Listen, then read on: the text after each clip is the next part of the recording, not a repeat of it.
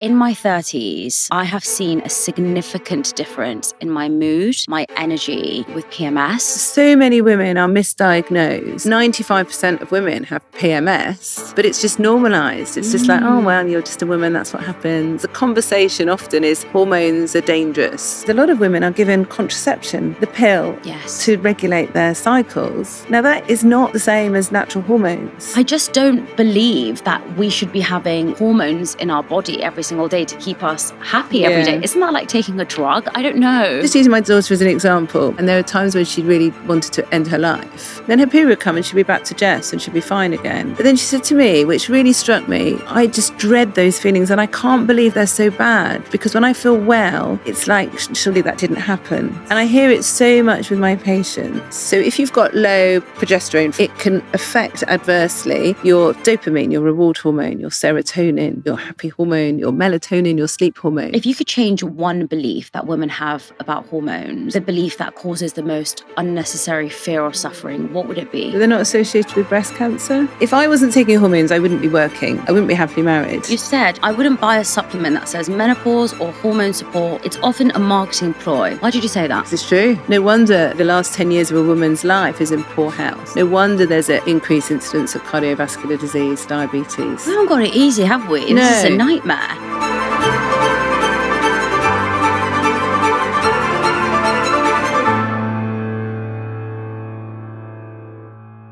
If you've been feeling off lately, let's just say you've had a low mood, you're suffering with anxiety, you've got brain fog, exhaustion, and maybe even heavier periods, and you keep blaming stress, or you're just telling yourself to just get on with it. This episode might finally give you the answers you've been searching for. Because what if nothing is actually wrong with you at all?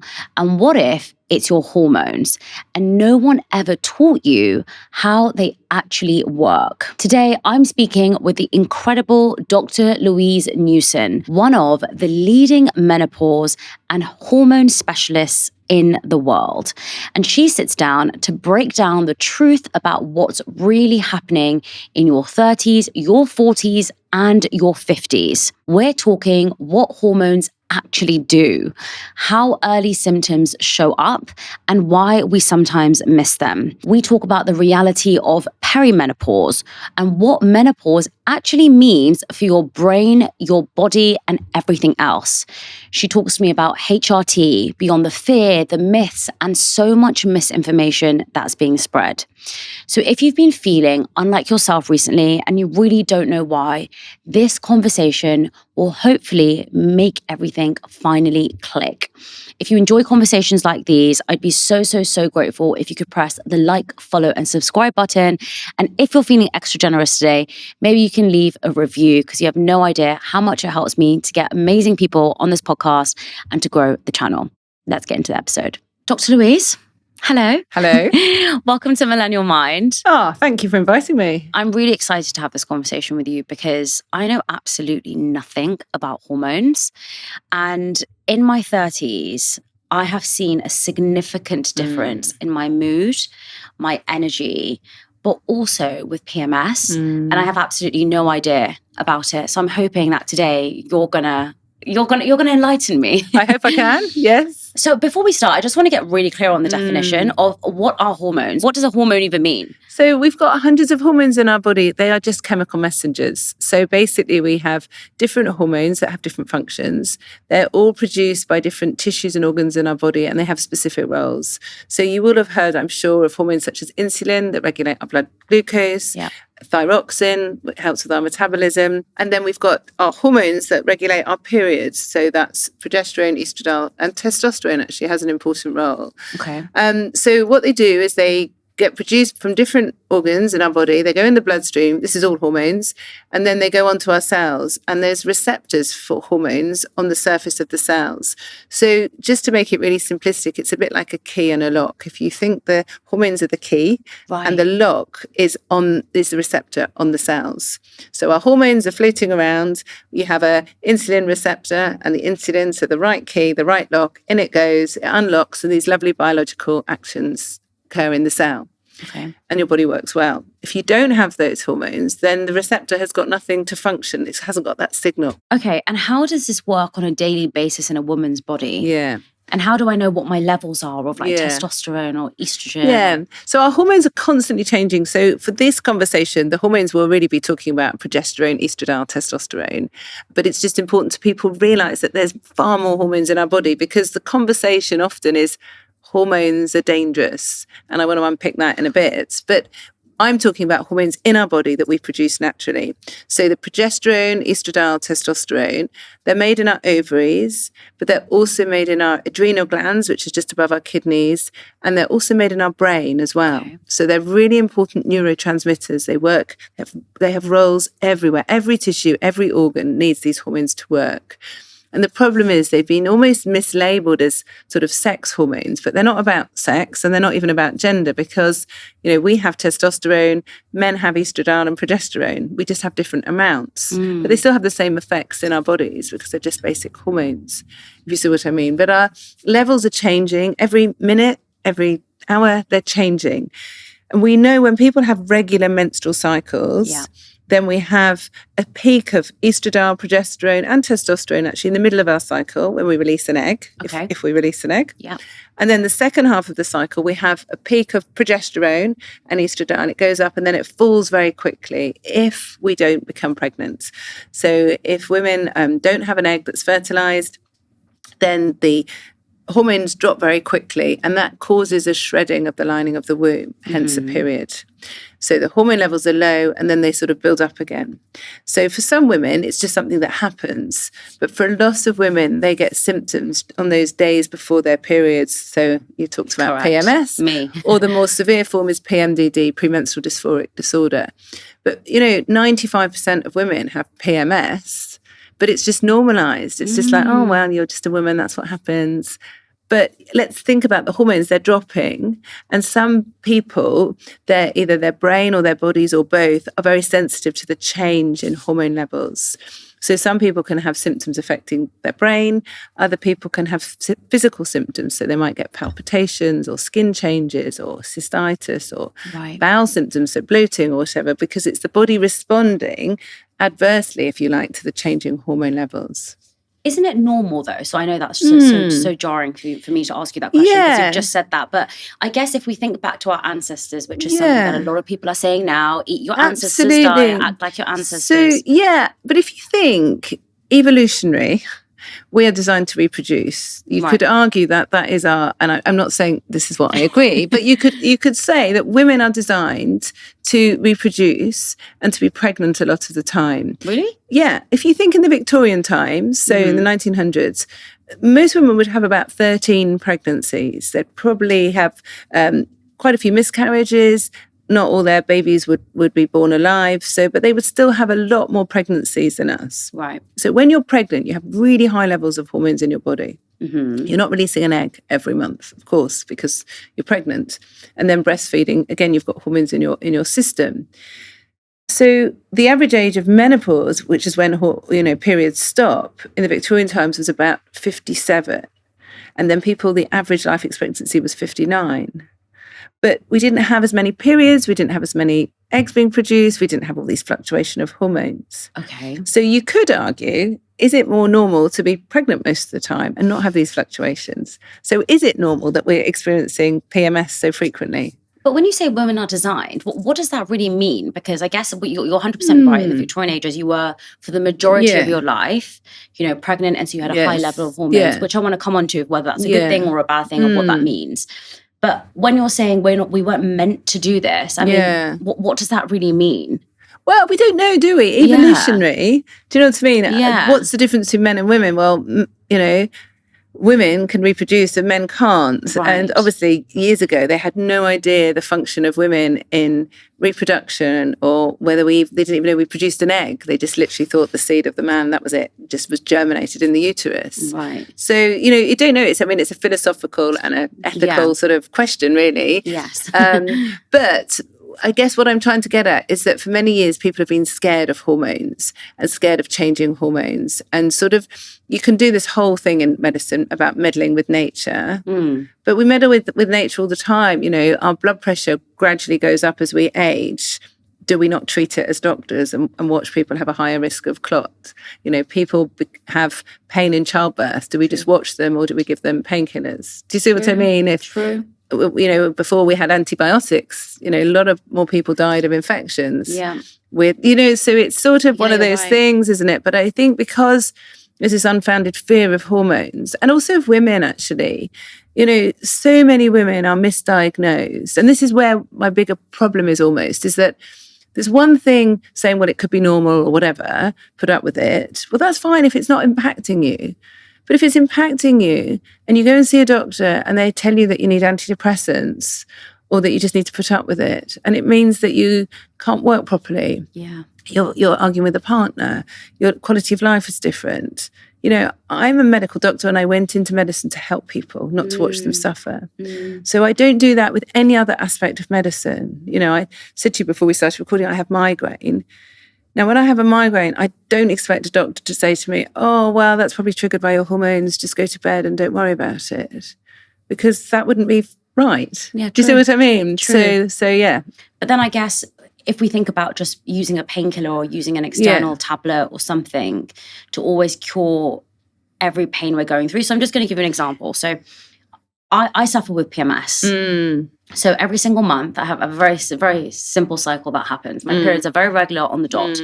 Now, about 6 days before, I get a very big sugar craving. Happened to me yesterday. So then on the 5th day, everything's kind of all right again. 4th day is when either I start to get very sad, very angry. I have a lot of emotions. They're very erratic. It's really, it's honestly over nothing. Sometimes I'll just cry telling my husband a story. And other times I'll be really mad at him for something so small, like he didn't open the can of drink for me properly. It's really stupid. And then I'll get severe bloating where I honestly look around 3 or 4 months pregnant. Now, every month that this happens to me, I always just say, well, now it's my period and I know what it is. And also what I've done is I've told my husband when my period is going to come. It's in our joint calendar. So he also knows that I'm not really being myself, but that's okay because it's my period. Now, what I'm hearing from you is I should take hormones. The fear I have about that is, again, I'm interrupting the natural cycle in my body, the natural hormones I have. I'm not letting nature do its course, because isn't it good that these hormones are dropping a little bit? Isn't it good for me to just regulate my hormones? I don't know. So in medicine, there's a couple of answers to that. Firstly, in medicine, we treat the underlying cause as much as possible. Okay. So, for example, if you had a broken leg, I wouldn't just give you a painkiller because it was painful. I would make sure you saw someone who could repair your broken leg. Yes. And you probably would have painkillers because it might be painful. But you work out what's the cause of it. If you had diabetes and you were losing weight because you've got type 1 diabetes, I wouldn't just go and tell you to eat more cakes. I would think about you having insulin to treat the underlying cause.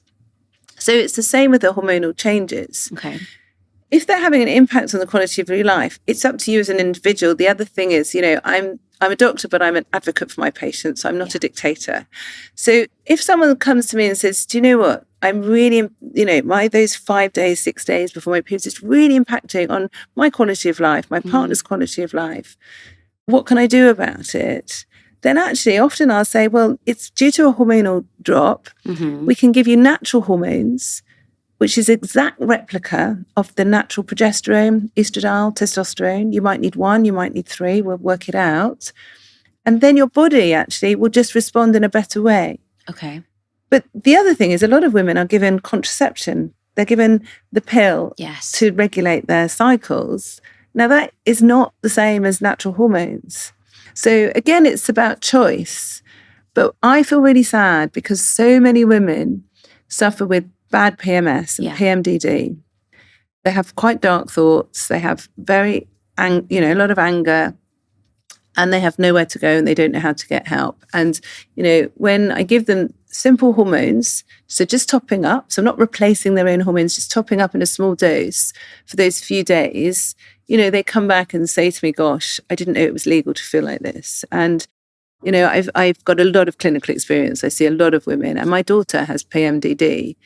And in fact, I was staying with her last night and she was saying to me this morning, every day I feel the same, and it's just wonderful. And she's a trombonist. And there are days where she wouldn't pick up her trombone because she felt so awful. Yeah. And, a lot of her friends are similar. So, but it's all about what you want to do. I think this is a big thing about hormones, is that choice has been taken away. It's a bit like I wouldn't judge you differently if you exercise or you don't exercise, or if you smoked or didn't. You need to know one's good for you and one's not so good for you. And it's the same with hormones, but somehow the whole conversation is, oh no, you can't have hormones. No, don't do that. And it's like, but why are we denying women just topping up their own natural hormones to help them feel better? But what are the risks of taking hormones? Because what are the things that people are saying, scare them around injecting or taking a pill? Or so this is where we have to define hormones, and language is really important, because when I talk about the hormones, progesterone, estradiol, testosterone, I'm either talking about the hormones we produce as women or men, or the ones I prescribe, which are the exact same molecular structure. So our body doesn't know the difference. So the key for the key and lock is exactly the same. Okay. When we talk about other hormones, so in contraception, in injections, in implants, they are all synthetic. So they've all been chemically altered. So that key hasn't been cut properly. So it might fit the receptor, but it won't unlock. So you won't have these lovely biological actions that are going. But often when the key is in that lock, the natural hormones, the good key won't fit in. So it's blocking our own hormones working, which is even worse than not having hormones themselves. You just touched upon the difference between PMS and PMDD. Yeah. What is the difference between PMS and PMDD? Because I think people get them confused. They do, but actually, they're just words. Okay. So there are strict criteria. A few years ago, in the sort of 70s, 80s, it was made into a psychiatric condition. So there's DSM, proper criteria with certain things listed. But actually, if you take a step back and think what it is, it's just more severe PMS. And it's really hard to, on a tick box or with a criteria, work out what it means by severity. When it's something you can't see, it's usually something people feel. And in medicine, I don't really like labels, because you might have PMS, you might have PMDD. The underlying cause is exactly the same. It's related to hormones. The treatment is the same. It's hormones. So actually, to have lots of discussions about, is it PMS, is it PMDD, is it perimenopause? You don't know whether your menopause might start in a year's time. You might have someone with early menopause. But actually, it's irrelevant, because it's a hormonal change that's causing the symptoms. Do you see what I mean? Yeah. And so it's a bit like if you were tired, there's lots of reasons of tiredness. Yeah. But if I told you were iron deficient, you'd immediately go, well, how do I get iron? And it's a bit like this, the sort of PMS, PMDD, perimenopause, PCOS. They're all these words that are given to women, but actually let's think about what's causing it. What's the biggest fear that people have when taking hormones that you see? So the biggest unfounded fear is breast cancer, because people associate HRT, hormone replacement therapy, with breast cancer because of a study that came out over 20 years ago. Right. But what they're not differentiating between is the natural and synthetic hormones, because they're completely different. Right. This is where people say the pill gave me breast cancer. Yeah, but see, it's different with the pill, because the pill is synthetic. So do you think the pill can give you breast cancer? So there's a small risk of clot, heart attack, stroke, cancer with contraceptives. It's a small risk. Right. And anything in medicine, anything in life we do is balancing benefits versus risks. But any of the risks are with the synthetic hormones. And this, to me, is so ironic that, I'm 55, I'm on HRT, so I have progesterone, estradiol, testosterone, but I can't get them from my NHS GP because they're scared of HRT. My 14-year-old has heavy periods. She can go and get contraceptive pills. She doesn't need it as contraception to sort of so-called, inverted commas, balance her hormones. This has far more risks than the hormones I'm on. But a lot of doctors and women and men don't understand the difference between synthetic and natural hormones. How would I understand the difference between synthetic and natural But it's very hormones? easy, because I've just told you. So, but how would somebody but they wouldn't necessarily know, because what happened in the 1970s, they labelled all hormones the same. Yeah. So in the insert, the awful insert that you get, it will tell you the risk of clot, stroke, heart attack, cancer, because it's about all these synthetic hormones, but they made the same with the natural hormones as well. So it's very, it's very confusing for people. a lot of doctors don't know the difference. I didn't know the difference for many years because you're taught by other people that don't know the difference. So you presume all hormones are the same. But it's a bit like, I often say to people, if you told me you had had some strawberries for breakfast, I would be hoping that you had lovely, fresh, organic strawberries. But you could have had strawberry sweets.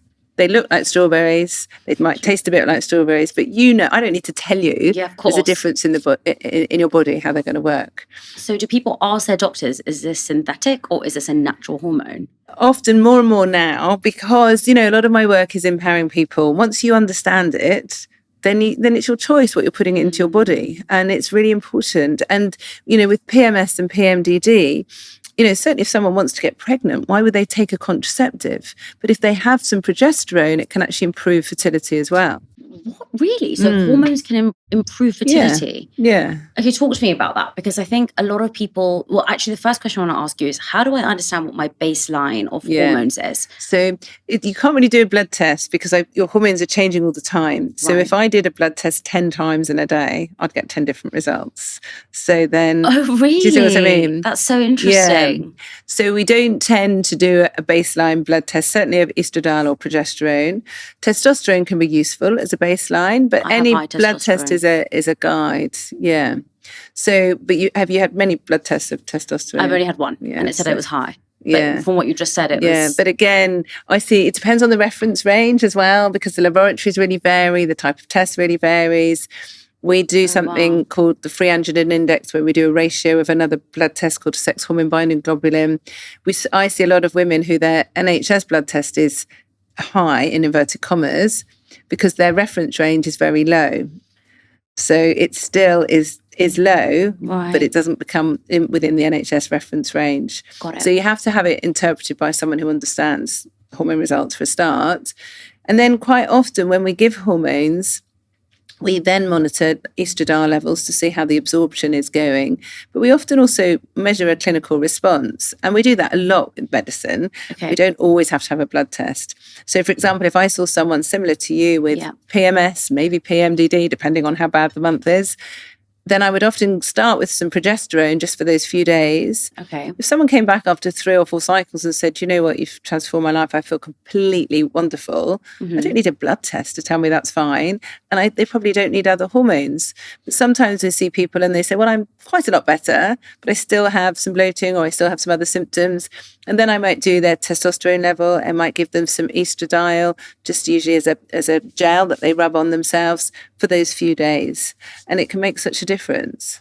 When you say you give people progesterone and it reduces their bloating and their low mood, why? Why does that hormone reduce that? So our hormones, like I say, work on every single cell in our body. Okay. So in our brain, we've got receptors for progesterone, estradiol, testosterone in our brain. But they also work, at the beginning I said our hormones work in balance with other hormones. Yes. So they work as neurotransmitters, which are chemicals that send a signal from one area of the brain to another. So if you've got low progesterone, for example, it can affect adversely your dopamine, your reward hormone, your serotonin, your happy hormone, your melatonin, your sleep hormone. So because if that's low, then the other hormones and neurotransmitters will be low as well. And then you're not getting areas of your brain stimulated in the same way as well. The brain doesn't work as well. So then often people find that their personality changes, their mood changes, all those things as well. But our brain also regulates all our other organs in the body and systems. So it will regulate how your bowel functions. We'll know about the gut microbiome as well, and this lovely connection with our brain. But we have hormone receptors in our bowel as well. So if they're not being stimulated properly, the bowel doesn't work as well. The gut microbiome will change as well. So people often get irritable bowel type symptoms, they get bloating because of the lack of hormones. Wow, that's so interesting, because I suffer with that quite a lot. Yeah. And it's only ever before my period, which is really interesting. But I think this is the difficulty, because I know you're a doctor. I like to stay natural as much as I can. I know that sounds so silly. Which is absolutely the right thing to do, but these are natural hormones. And but they are natural, you see, there's a lot of people, more and more than probably there were 30, 40 years ago, who have low hormones, especially low progesterone, probably low estradiol and testosterone as well. There's so many more endocrine disruptors. around. And I'm not an expert in that, but you only need to read about things that we put on our skin, what we breathe in, that we eat. Even if we try really hard with our diet, it's still a lot more difficult than it was, 20, 30 years ago. And there's a lot more people with endometriosis, with polycystic ovarian syndrome. Is it because they've got less hormones just because of these endocrine disruptors? Right. I think probably yes, but no one's doing any good research in it. But often, in medicine, if I can't work out why something's happening, I'll go back to basic physiology. Like, what's happening in the body? How should the body be working? Yes. Well, we've got receptors for these hormones. If they're not being stimulated properly, then we just give back what's missing. But we only give back the dose that's needed. So how do we know that if we don't blood test for it? Because you start with a really low dose and then you just work out symptomatically. Right, okay. So it's the same with any medicine. Yeah, it is. But that's fine. We do that with other things. That's really interesting, actually. I never thought about it in that way of just testing what might work for you. What are some of the subtle signs that your hormones are no longer regulating that they used to? So obviously PMS, if you see this big drop, you're bloated, you're in a bad mood.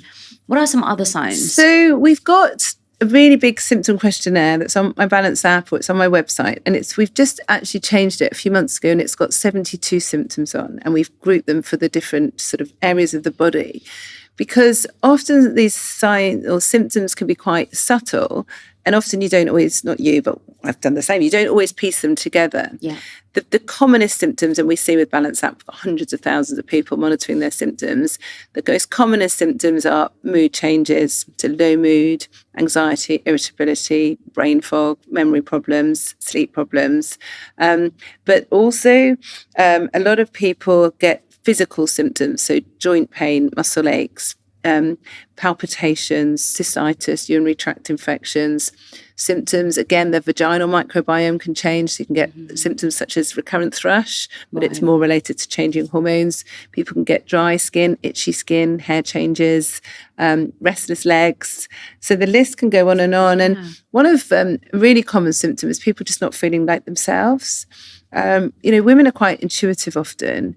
And, there's all sorts of crap that's thrown at us in everyday life, but they just know that it's not quite them. They just feel, a lot of people say, look, I don't recognize who I've become. My zest for life has gone. I'm just a different person. Mm-hmm. And especially if they're still having periods and then it's like night and day, then the day comes and I feel fine again. And then it changes. So it's a change out of kilter to what you normally are. But that's why doing a symptom questionnaire can be really useful, because sometimes it helps to just join the dots a bit more and realize what's going on. This is so interesting to me, okay, because I think it's so deeply ingrained in my head that life is up and down. Yes. I always say that life is never going to be up. And, if you look at someone who's alive, their heart rate is like this. And if they're dead, it's flat, right? So it's interesting to me to hear you say that when you take hormones, every day is the same, because every day is not the same for me. I wake up sometimes and I'm just so miserable and I have to do breath work and I have to go on my trampoline and I have to, go for a walk and listen to a podcast. And, sometimes, there's lots of different things that I have to do to snap myself out of a bad mood. I just don't believe that we should be having hormones in our body every single day to keep us happy every day. Isn't that like taking a drug? I don't know. It's an interesting concept, but hormones are good, but they're not that good. So, So, I've taken hormones for 10 years, okay?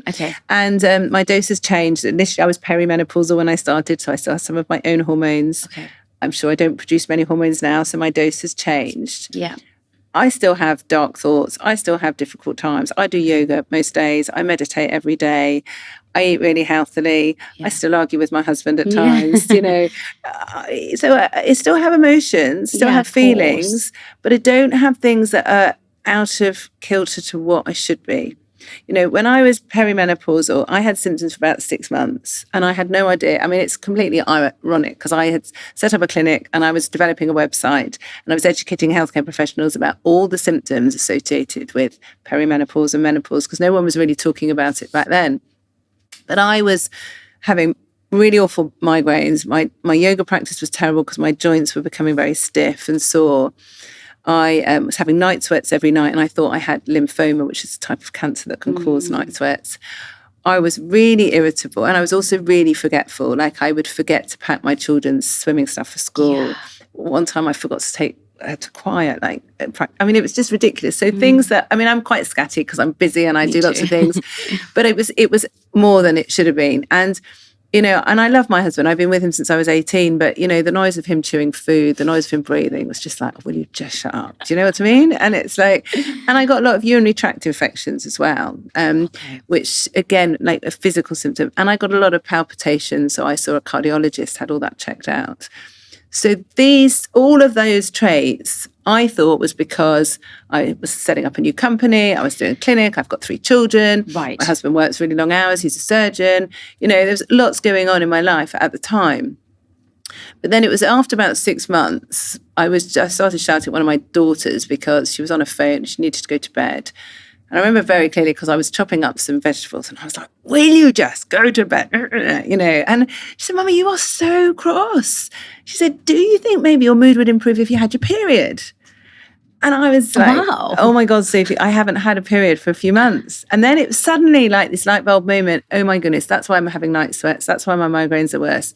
That's why I can't stand life. That's why I'm da-da-da. And it was just it was a real relief because I had a reason for all these emotions and physical and mental health symptoms that they were just like alien in my body, really. So then having those hormones has enabled me to get on with all the other things in life. Yes. But still be in control of my emotions. Do you see what I mean? 100%. That was the question I was going to ask you, because sometimes when I think about my mood, like my husband was saying, you know, I think it's getting a bit worse. And I was like, I think it's getting really bad. Because sometimes, genuinely, I know I feel a bit vulnerable to say this, but sometimes I have days where I just feel I can't do it anymore and it's too much for me. Yeah. And I don't know if that's because I have so much going on in my life right now. I'm not going to say all the things that we spoke about before because I'm not sharing them. See, everyone's got things in their life. Right. Like, no one said to my husband all those 10 years ago, oh, Paul, you must be really tired because you've got 3 children and you work full time. And, you know, it's like... does he do as much as you?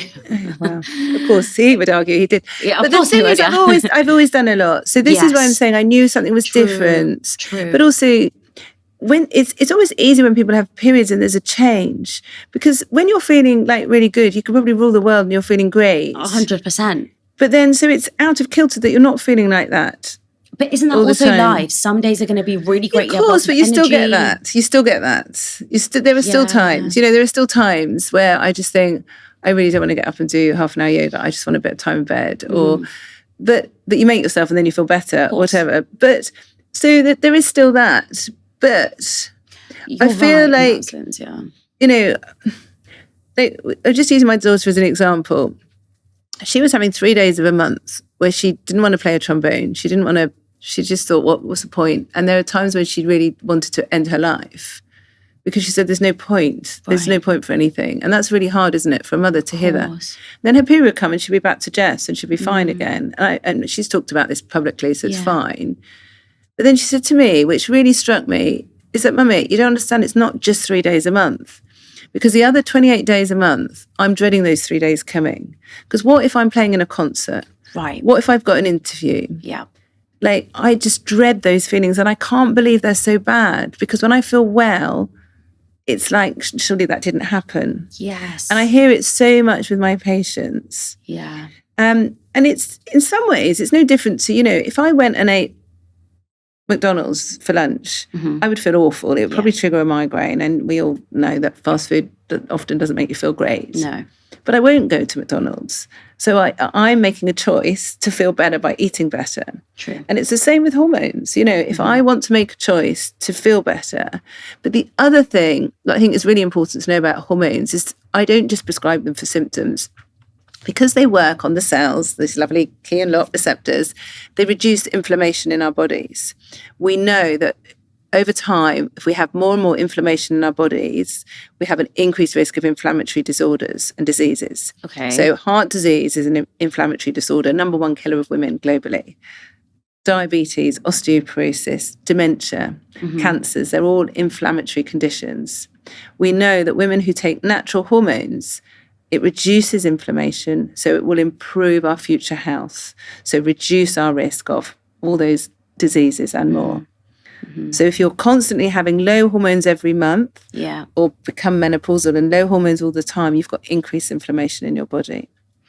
This so there's is health risks as well. Do you see what I mean? It's not just day-to-day symptoms. It's not just around your mood. Yeah.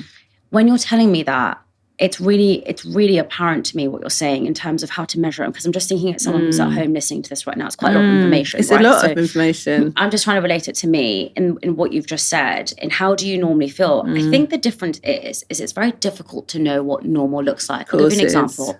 When I was a teenager, my hormones were obviously everywhere. Then I went to university, most stressful time of my entire life. I was in a job that I didn't like. I was also in a relationship that I didn't like. And I was also living at home, which wasn't the nicest combo altogether. Then I moved out, right? But I moved out and I had a lot of stress because, I just started my business. I just moved out. I was living with a random woman to get by. And then I got engaged and married.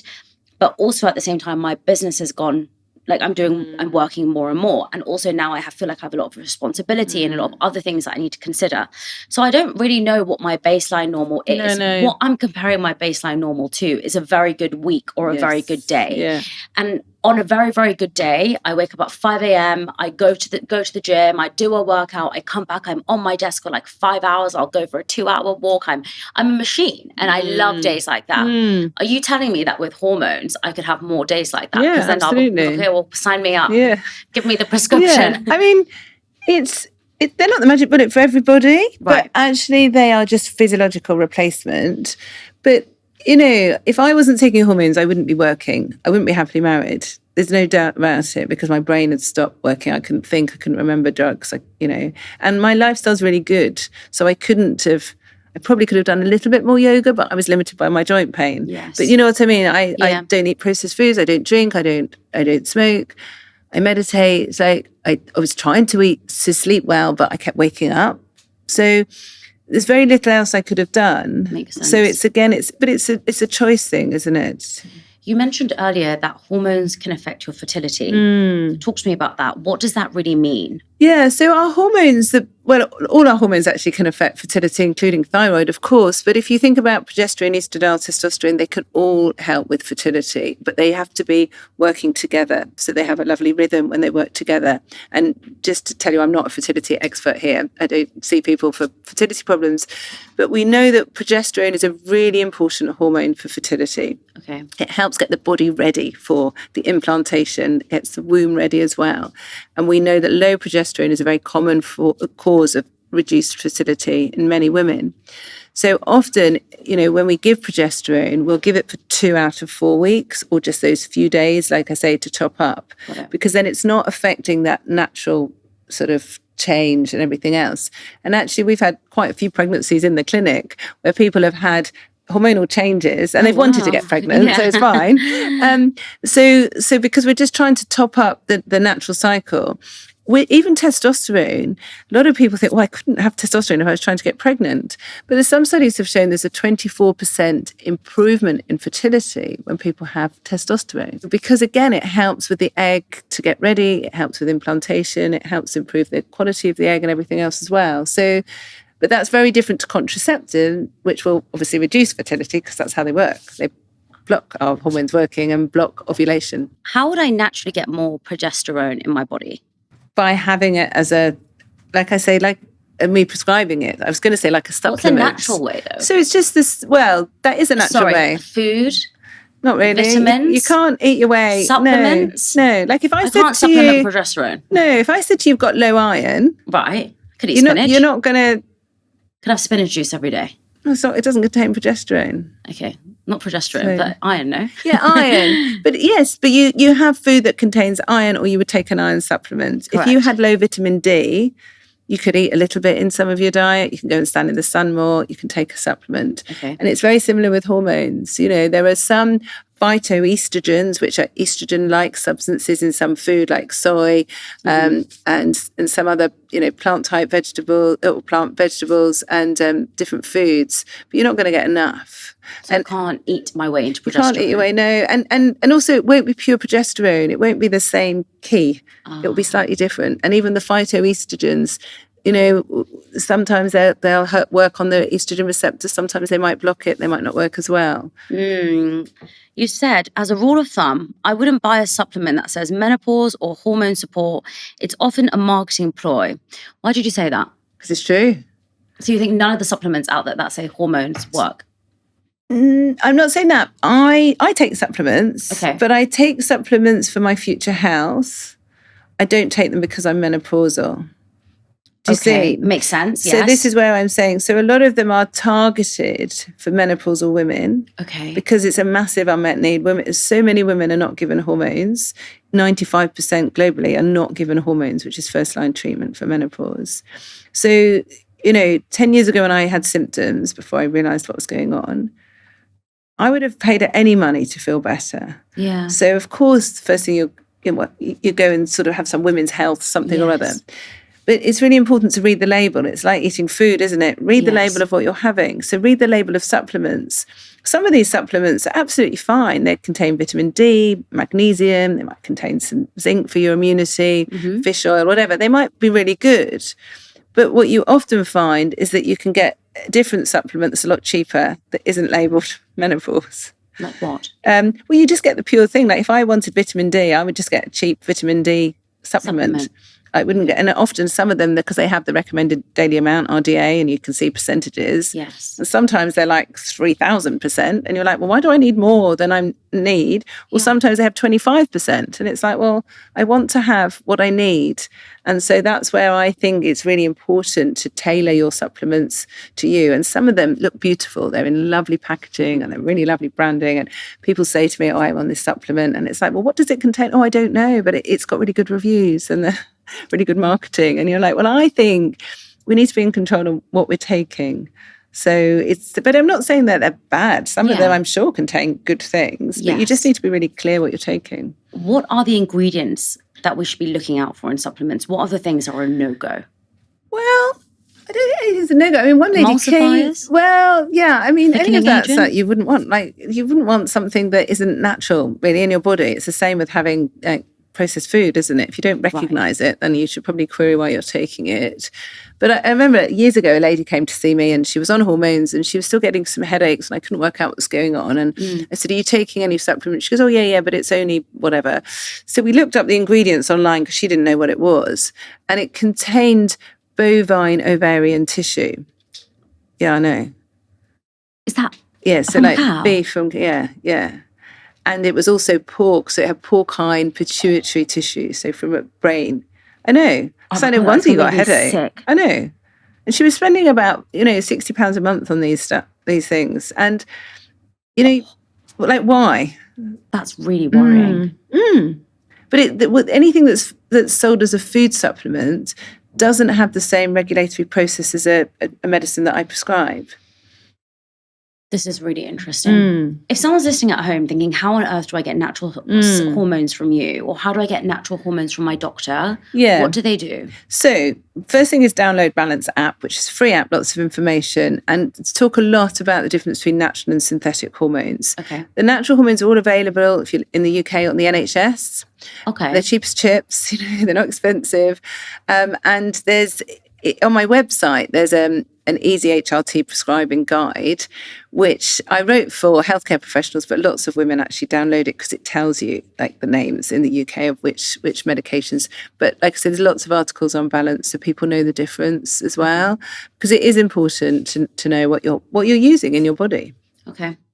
I want to talk about perimenopause now. It's another topic I know absolutely nothing about. Why do you think it's so misunderstood? And at what age does perimenopause really start? You see, I have a real struggle with the word perimenopause because I also struggle with the word menopause. Why? Because if you break down word menopause, it means stop periods. Okay? Because meno is menstrual cycle, pause is obviously stop. If you look at the definition, it's someone who's a year since their last period. But like, why is it a year? Like, I just find it really weird because if you came to see me and you said, oh, Dr. Newson, I haven't had a period for 11 months, Or I'll say, come back in a month and I'll tell you if you're menopausal or not. I mean, that's stupid. And then if it's a leap year, do I take that extra day into consideration? I mean, it is just stupid, really. But what if somebody just has lost their period because of weight or something, or stress, or whatever? It still doesn't help you. Perimenopause, P-E-R-I, just means around the time of. Okay. So perimenopause means around the time of the menopause. Well, I don't have a crystal ball, so I can't tell you when you're going to be a year since your last period. So how on earth can I tell you if you're perimenopausal or not? Do you see what I mean? So it causes a lot of confusion. Okay. The other thing is, I mean, if you look at what it means that our hormone levels are declining, but they're fluctuating as they decline. So they don't, unless we had our ovaries removed, we wouldn't suddenly get a drop in our hormones. They just sort of phase out, but they can go up and they can down. And that chaos, really, of the hormones becoming up and down can cause a lot of symptoms in our body. Okay. A bit like, that drop of progesterone before periods can create symptoms. The up and down throughout the whole month can cause a lot of symptoms. So a lot of people have more severe symptoms when they're perimenopausal than when they're menopausal. Because when they're menopausal, their hormones are low and then they stay low forever. So menopause lasts forever. It's not just a transition. The hormone levels are low forever. What? Yeah. So when people say, I'm going through the menopause, that doesn't make any sense. It doesn't make any sense at all. Or when they say, I've had the menopause, well, what are you meaning? Yes, you've had a year since your last period, but let's think about the hormones and what they're doing. Wait, I did not know this. This is crazy. All I've ever heard people around me say is, I've been through the menopause, I'm on my menopause. And during that stage, they're feeling really low. They're getting those hot flushes. They've lost weight. They've put on weight. So that's not true. Yeah, they will get symptoms. Yeah, but forever. But the symptoms might or might not last forever. Okay. When you look at some data, some of the symptoms like flushes and sweats can last for 7 years. Some people write only 7 years. It's like, what the hell? I don't want to have symptoms for longer than I need because life's hard enough than having these symptoms. But the other thing for me as a physician is thinking about the health risks, like I said before. So if you think in the UK, the average age of menopause is about 51. Okay. In some countries, like in India, it's about 42, 43. It's younger. Why? Often because people have hysterectomies at an earlier age. Hysterectomy is far more common operation in India. It's probably genetic as well. There's lots of reasons. We don't know because no one does research, but we just know it's fact that a lot of women are menopause at a younger age. So if you say, between 40 and 50, a lot of people become menopausal. The average life expectancy for women in the UK is about 82. So that means, on average, about 30 years without hormones, 30 years without those lovely cells being stimulated, 30 years of inflammation in the body. No wonder, the last 10 years of a woman's life is in poor health. No wonder there's an increased incidence of cardiovascular disease, diabetes, mental health disorders. Osteoporosis affects 1 in 2 menopausal women. We haven't got it easy, have we? No. This is a nightmare. But we have if we consider treatment for it, you see. But the problem what if you can't is, afford it? Well, you should be able to get it on the NHS. But how long does that take? It depends. It honestly depends. There's a lot of doctors out there who are brilliant, and nurses and pharmacists who prescribe, like we prescribe, thyroxine. So it's just these unfounded fears. And we do a lot of work with education, a lot of work educating healthcare professionals so they understand the difference and can be confident in prescribing. Because the risks of not having hormones are far greater than the risks of having hormones. You've just said that a lot of people in India, for example, so I'm Indian, come from South Asian descent, start their menopause early. Yeah. How do you know if you're in perimenopause or if you are in your 30s and 40s and affected by stress? Yeah. It's really difficult. And often in medicine, the proof is in the pudding. Like I said before, you try treatment and see if it helps. The stress thing I think is very interesting as well, because if you think about progesterone, that hormone, progesterone actually forms estradiol and testosterone. There are enzymes that sort of break it down and it forms these other 2 hormones. But progesterone also forms cortisol, which is our stress hormone, and cortisone, which helps with inflammation. So if we have low progesterone, it's like a seesaw, we then have more cortisol. And the problem is, and it really upsets me, so many women are told, well, if you reduce your stress, everything will be better. Think about your stress. Don't get me wrong, of course we have to address our stress. But if there's a biochemical cause, it's going to make it worse. So a lot of people, when they have progesterone, then their stress reduces because their cortisol reduces in their body. So then they can deal with anything else that's going on. Do our generation have a lot more of these stress hormones in our bodies? Well, I think they probably have less progesterone. Like I said before, there's lots of reasons why people have less progesterone. So rather than blaming the women, we've got more stress. Yeah, of course we have. Like, we've got different jobs, different demands, everything else. But it's how we deal with them. It's really important. And the problem is it's harder to deal with them when you've got chronically high cortisol and chronically low progesterone. How do we get rid of cortisol? How do I reduce cortisol By in my having body? some progesterone. Is that the only way? No, there's lots of ways, obviously. Okay. I think this is the whole thing. With hormones, it's one part. Right. Like if you had the most awful abusive relationship, you'd had deep trauma, you'd had a difficult job, all sorts of things, and you had high stress. Yeah. Giving you progesterone is going to help, but it's not going to remove everything. You've still got to unpick and undress all of that. Yes. But my issue is that so many women are told you've had trauma. We've all had trauma of certain things to deal with, but then it's all focused on that and they're ignoring a biochemical change in their body. Yeah. Do you see what I mean? Yeah, of course. I want to talk about HRT. Yeah. What is HRT? So again, I hate, there's lots I hate, isn't there? I love it. But HRT, like if you unpick the words, hormone, Yeah. I've told you there's hundreds of hormones, so that's not telling you what hormone it is. Replacement, but I've already told you if I give you hormones, I wouldn't be replacing your hormones, I'd be topping it up. Therapy sounds like you need a couch, like it's a talking treatment. So it just doesn't make sense. Do you see what I mean? Yes. Some countries call it MHT, which is menopause hormone treatment. Okay. But I don't like that either because we don't just give it to women who are menopausal, like I've said before. What do you like? Well, I just like it what it is. It's progesterone, estrogen, or testosterone. Okay. Just say what it is. Just say one of those three. Yeah. So if, like, I'm on all three, I'm quite able to say I take progesterone, I take estrogen, I take testosterone. I have some patients who only take progesterone. But if you're on thyroxine, you don't say I'm on hormone treatment. You say I'm on thyroxine. So Do you see what I mean? What So it just feels a bit weird. Yeah, okay. Why do doctors still treat menopause like hot flushes and nothing more? This is a question that one of my audience asked me because they say the symptoms affect their brain, their heart, their bones, their mood, their sleep and long-term health.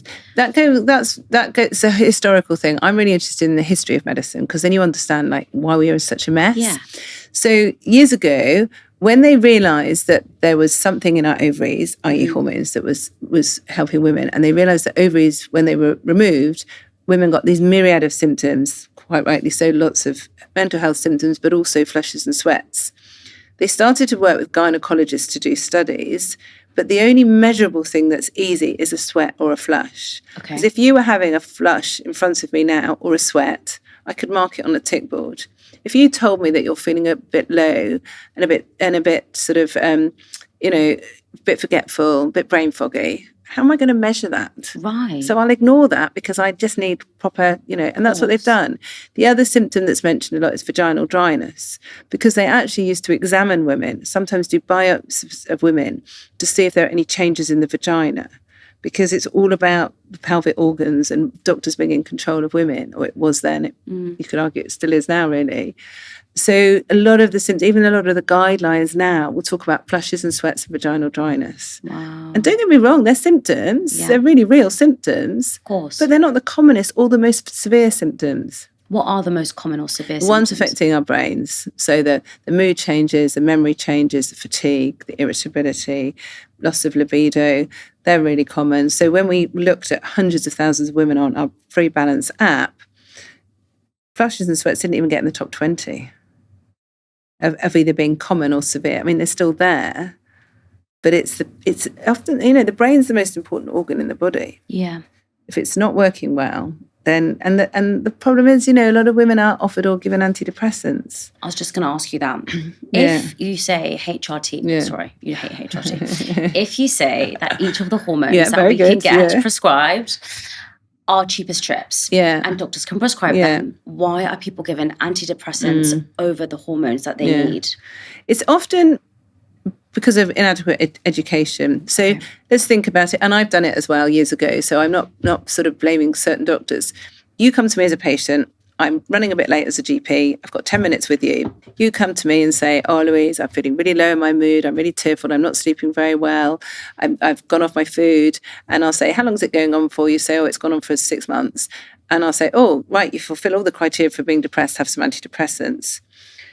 Now, if you came to me and you said, right, I've downloaded this questionnaire, I've got all these symptoms, the low mood and everything, but I've also got palpitations and joint pain and urinary symptoms, and my periods have been changing, or I just get these symptoms for a few days before each period. It's taken the same length of time in that consultation, but already as a doctor, I'm thinking, no, there's more than just her mood. Yes. Maybe she's depressed, but maybe she's got these other things, or maybe it's all associated. Yeah. And as a doctor now, who's trained a lot in hormones, even if you were the first scenario just telling me those symptoms, I would then also say to you, and I used to do it when I was a GP, say, well, do you have any other symptoms, any palpitations, headaches, whatever? And sometimes my patients say, sorry, why are you asking me this? Or I'd ask about their periods and they go, sorry, I'm here. Just say, no, I need to build up the bigger picture because our hormones go everywhere. Right. And then you can join the dots and go, actually, I don't think you are clinically depressed. Or you go back to women and say, do you think any of it's due to your hormones? And often they go, well, yeah, I do, because it's really obvious around the time of my cycle. But if you're not asked, you don't know.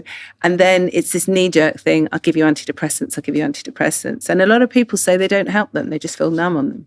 Do you think we're in a crisis right now when it comes to antidepressants? Because I spoke to my friend who's a doctor last week, and she was telling me how patients now coming in and saying, I need the antidepressants. And they're either addicted onto things like cocodamol.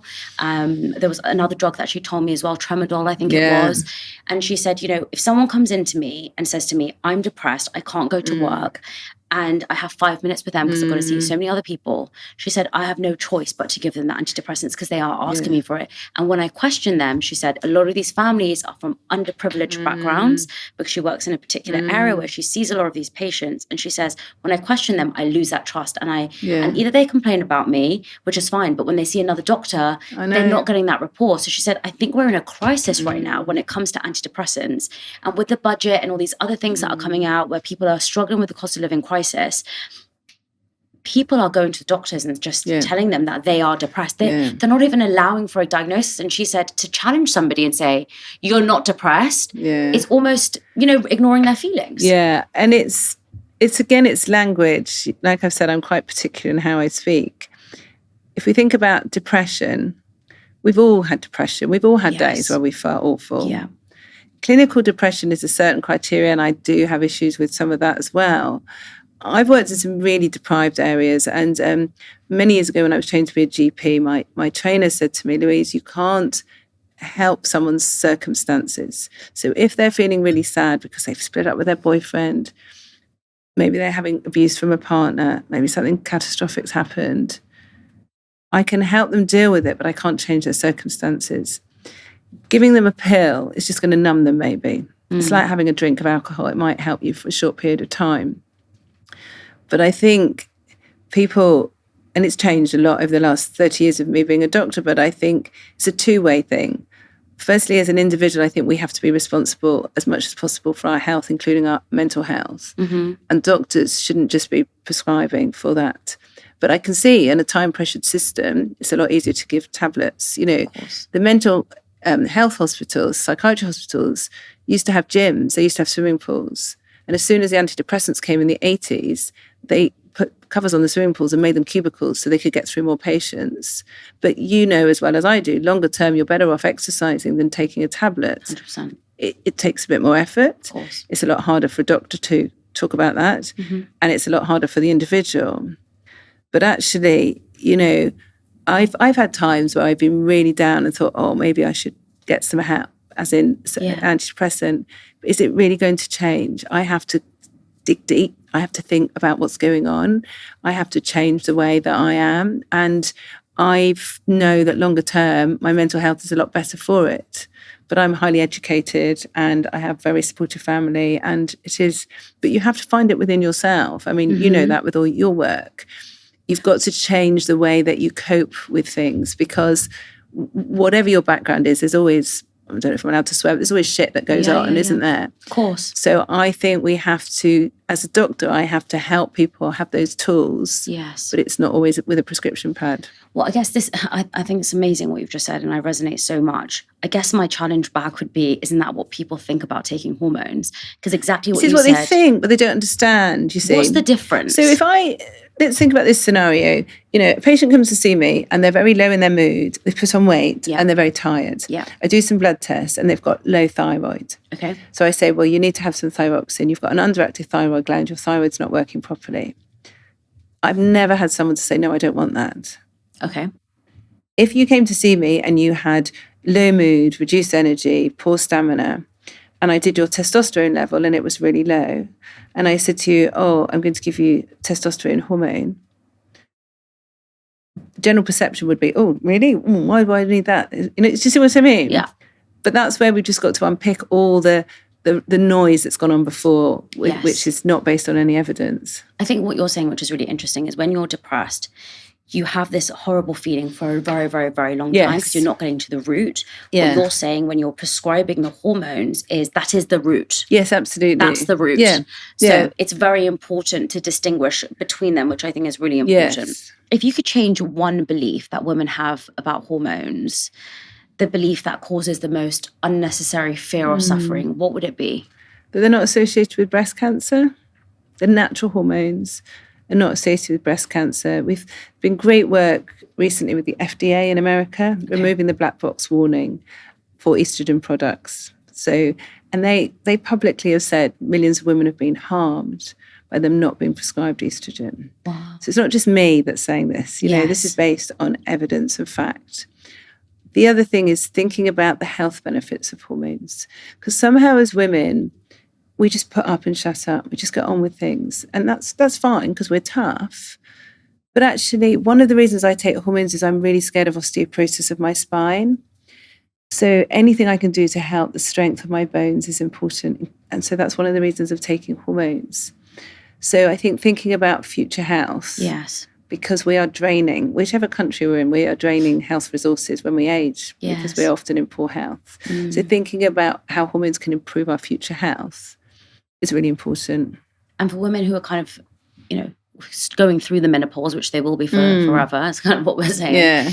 They should be women in their maybe 50s and 60s should definitely be taking hormones to support them, not only with their health, but their mood, their energy, fatigue. So considering, I'm not here to say they definitely need to. It's like saying exercise. But why? Because if your hormones drop, shouldn't you have to have them? We should do, but if you don't exercise, you're going to have an increased risk of heart disease and everything else. Right. So it's just me sort of being really clear that, like in my consultations, the patient is the most important part of the consultation and his or her choice is the most important thing. Okay. Do you see what I mean? Yeah, makes sense. And I think the problem is with medicine, it's been so paternalistic. You do as I say, you don't ask any questions. And I think we've now come to a new era where people should be in control of their consultations and their future health as well. But they need to have that understanding and knowledge.